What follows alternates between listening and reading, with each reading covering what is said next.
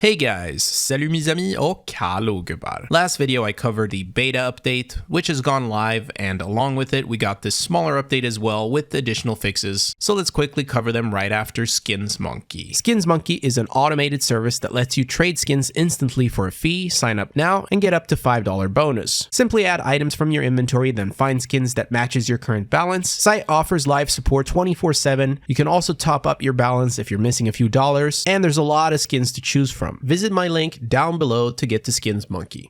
When the beta update went live, Thor noticed a skull icon was missing from one of the dead enemies. It must have happened because Valve changed how the selected player is displayed, and something of course broke in the process. As you all know, whenever Valve releases an update, they love introducing fresh bugs, so today's patch fixes that incorrect damage report data, or rather, the missing skulls. Then apparently they updated these two stickers for clarity, but I really must be blind because nothing stands out to me. If you have better eyes, please point it out for me down below. Next note reads skinning fixes on driver gloves and sport gloves. I would have never seen this, but thanks to Hobshi, here's a great before and after comparison. The knuckles have changed and I'm no expert, but it does look better to me. Anyway, you guys can be the judge. The last two notes mention a crash fix when playing back demos, which is actually a pretty good one. And then we have the classic stability improvements, which, let's be honest, means absolutely nothing. So the beta update I covered last video went live after 24 hours, and at first glance, they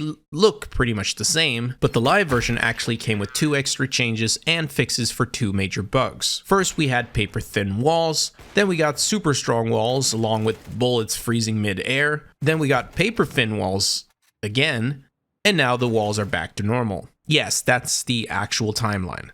The second bug was tied to the new defuse rules, which to me feels like a CT side nerf, but you could spam the op while cancelling a defuse. And actually, props to Valve for using the beta, then pushing the live version a day later with the bugs fixed. They even threw in two extra changes. First one, the package no longer beeps or explodes when halftime hits or when the match ends. Doesn't sound like a big deal, but it makes sense since explosions recently started counting as deaths to your stats. So Valve essentially wanted to make sure you couldn't die while posing like an idiot. The other change is that raindrops on weapons now fade away when you move into dry areas. Small detail, but for people who love inspecting, pretty cool, I guess. Apart from the two updates, Thor found some new console commands, and normally I'm like, okay, whatever, but these are actually pretty simple yet nice commands. The difference is that it automatically copies your current position to the clipboard, which means you can bind this command and then use Ctrl-V to directly put it in the console or save it somewhere for later. And this is probably only useful for like 12 people out there, but I'm one of them. Then Gabe Follower shared that Sega,